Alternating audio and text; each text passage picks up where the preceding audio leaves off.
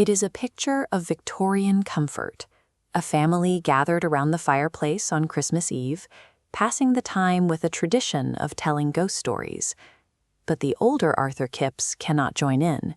For him, these stories are not a form of holiday entertainment. They are a direct line back to a period of his life that he has spent decades trying to suppress. Susan Hill's The Woman in Black breaks from the tradition of the safe ghost story. In this novel, the haunting is not a temporary thrill, but a force that leaves permanent physical scars on the living. To understand why Arthur is still paralyzed by these memories, we have to look at the specific way this haunting manifests, not as a simple scare, but as a sequence of events that replaces his logic with a totalizing sense of dread. This is the world young Arthur Kipps understood. As a junior solicitor, his life was defined by paperwork, ledgers, and the predictable rules of law. His firm sends him to the remote village of Crithen Gifford. His task is purely administrative: settle the affairs of a deceased client named Alice Drablow and organize the records at her estate. But the mundane nature of his job is immediately met with a wall of silence. The villagers refuse to speak about Mrs. Drablow or her property, appearing gripped by a localized, unspoken terror. Arthur's rational worldview offers him no way to process this community's behavior. He is a man of logic entering a space governed by fear, marking the beginning of his psychological unraveling. When Arthur arrives at Eel Marsh House, he encounters a setting designed for isolation. It isn't just remote, it is structurally cut off from the rest of the world.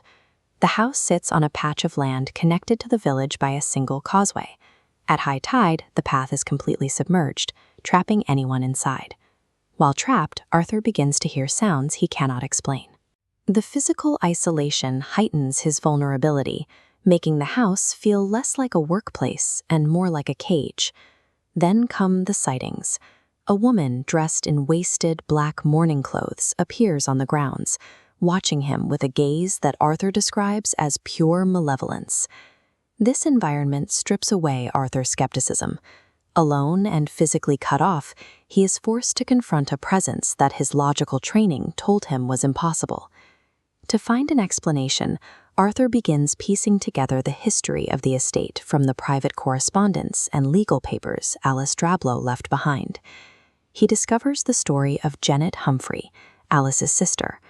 Jennet had an illegitimate son who was taken from her and raised by Alice as her own, with Jennet forbidden from ever acknowledging herself as the mother. The trauma peaked when Jennet watched helplessly from a window as her son's pony and trap veered off the causeway, sinking into the marshes and killing everyone on board. In Hill's narrative, Jennet's grief does not resolve into sadness. Instead, it transforms into a relentless, supernatural hatred that remains tied to the marshes long after her death. He also learns the reason for the villagers' silence. They know that every time the woman in black is seen, a child in the village dies shortly after. The ghost functions as a localized, infectious curse, ensuring that the same tragedy Jennet suffered is repeated in the lives of those who encounter her. Arthur eventually leaves Crithen Gifford behind. He is traumatized by what he saw, but he believes the ordeal is over once he is back in the safety of London. He relies on a rationalist assumption that a haunting is tied to a specific location, and that by walking away from Eel Marsh House, he has escaped the entity itself. He spends years rebuilding his life.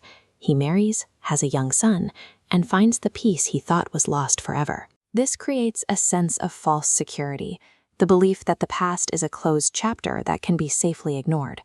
But years later, in the middle of a joyful day at a park, Arthur sees her again. The woman in black has followed him. In a horrific echo of the past, Arthur's own child dies in a freak accident right before his eyes, completing the ghost's cycle of vengeance.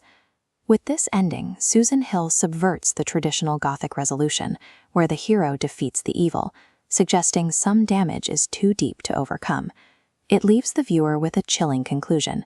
The past is never truly finished with us, and some tragedies can never be outrun.